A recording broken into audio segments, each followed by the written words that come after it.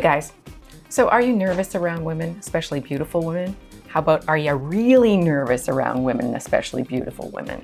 Well, I had an interesting conversation the other day with a close girlfriend of mine and her 20-something-year-old daughter, who's also very beautiful.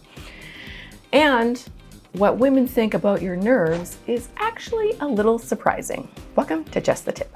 So of course, I'm always talking about relationships in my friendships. And the other day I was chatting with a really close friend and her daughter was back from university and we were chatting about guys and nervousness and whether or not women find this attractive or a really big turnoff.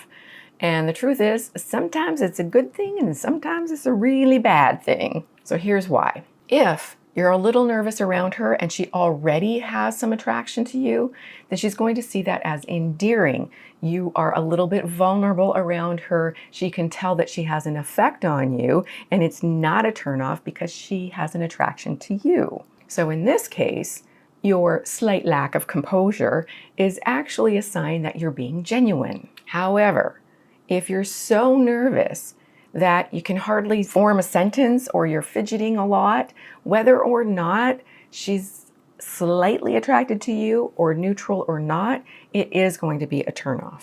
Because then it goes from being slightly nervous around her because you're interested in her, even though she maybe knows you well enough or knows of you well enough to know that you're otherwise a pretty confident guy. But if you're so nervous that you just can't handle yourself around her, then that's a sign of low self-esteem, low self-worth, not being masculine or dominant enough. And if you haven't watched my video talking about dominance, I will definitely put a link at the end of this one. You're going to want to watch that one. Really, really important. One of the most attractive and effective features that women are attracted to, even when they don't want to be, is dominance. But there's good dominance and there's bad dominance. So you're going to want to watch that one after this video. And if she doesn't know you at all and you display extreme nervousness or social anxiety around her, then she's not going to have any inputs from past perceptions of you where she has experienced you as being confident or dominant or just assured of yourself in other situations. And if you're so nervous around women that you can't even approach them, then you end up waiting for women to approach you. And what kind of women do the approaching? Yeah, exactly. Dominant women who are often what? Right, feminists. So do you want a dominant masculine woman approaching you? If you do, that's great. My videos are probably not for you, but just be prepared. If she's masculine and dominant at the very beginning, that's going to continue and she's going to be the boss of you. She's going to be the boss in that relationship. And remember, just because she looks feminine or she dresses feminine doesn't mean she is feminine. There are feminists out there who are not butchy with purple hair. So if that's not what you want, then yes, you're going to have to learn to approach women. You're going to have to be the one to take the lead, because if you're interested in equality and you want that equality, it comes with some other side effects that maybe you don't want.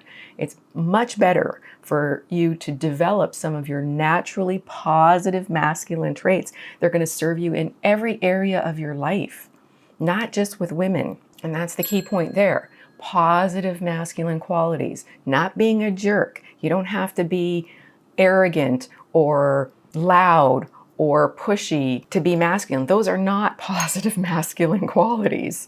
You don't need those. You need not to have those. Otherwise, you're only going to attract emotionally damaged women.